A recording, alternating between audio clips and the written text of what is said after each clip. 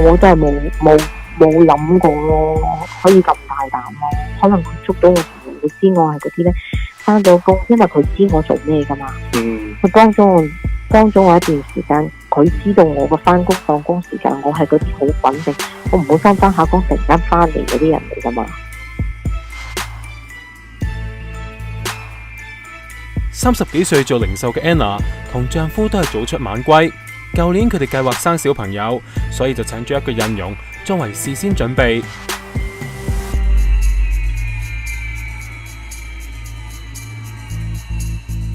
都冇啊，其實一般工人姐姐都係玩下電話啊嗰啲咯。放假嗰陣就一定係花枝招展咁出街咯。性唔性感我唔知啦，佢笠住件衫去，佢包頭噶嘛。包頭包住噶嘛，但係有化妝嘅。之後咧就好全。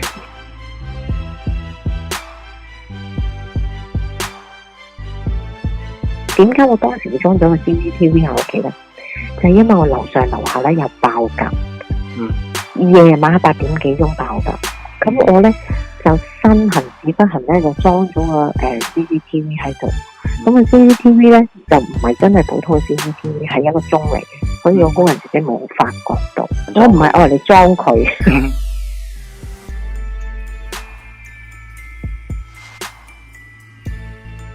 我嗰日就翻咗工啦，咁我翻工咧就身痕咧突然間就打開個 CCTV 嚟睇，咁啊見到黑掹掹嘅，咁因為我工人姐姐係放禮拜日㗎，我工人姐姐係比我更加早出咗門口㗎，咁我就喺呢個 CCTV 度睇到點解會有個人影嘅咁，有個人影黑色嘅咁樣，個問題就係我個 CCTV 啱啱影住我屋企嘅梳化。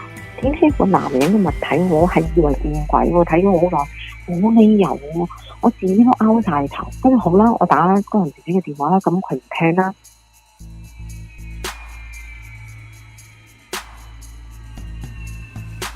唔係聽，喺我間房入邊，佢衝咗出嚟係冇着衫，即係冇着件衫啦，淨係着 underwear 同埋爸爸。跟住個房入邊有個男人癲咗啦已經。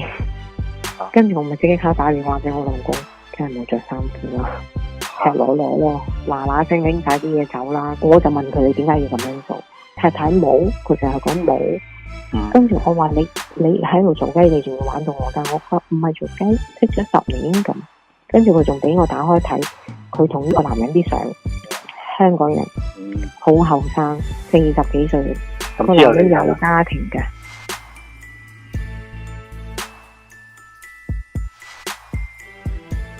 我張床都換咗1萬啦，張梳化換咗1萬幾啦，要3、4萬噶啦，仲要俾埋機票錢，佢即刻送佢走啦。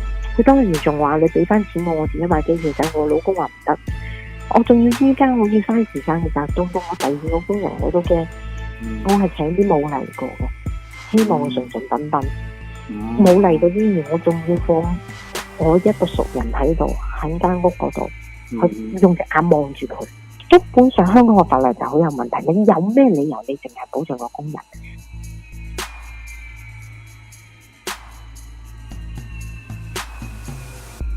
哇！係啦，咁你覺得呢個行為有冇問題？係啊，你都唔接受。係點解咧？我覺得唔應該咯。係咧，唔知你喺度做啲咩嘢喎？一年嚇。有啲話佢哋會喺上面發生啲性行為。咪就係啦，更加唔咩啦，呢樣一定唔接受。請你翻嚟係幫手做嘢，而唔係做你自己私人喜歡嘅嘢。你私人喜歡你自己喺出邊做，我睇唔到，我唔知。係點啊？梗唔好啦！你喺度做嘢啊嘛，你點會帶男朋友翻屋企？佢咪淨係帶翻去坐咁簡單啦，去親就係咪啊？所以我覺得唔好咯。其實都唔應該㗎，你要做嘢都唔應該咁做㗎啦，係咪啊？梗唔得啦！你喺出邊點你嘅事啊？真係唔好㗎啦！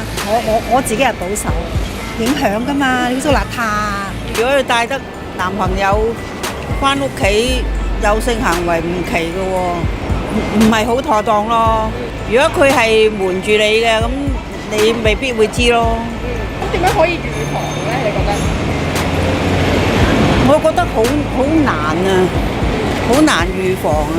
係啊，都係講個信字咯。如果係發覺有咁嘅情形咧，你唯有係唔用佢咯。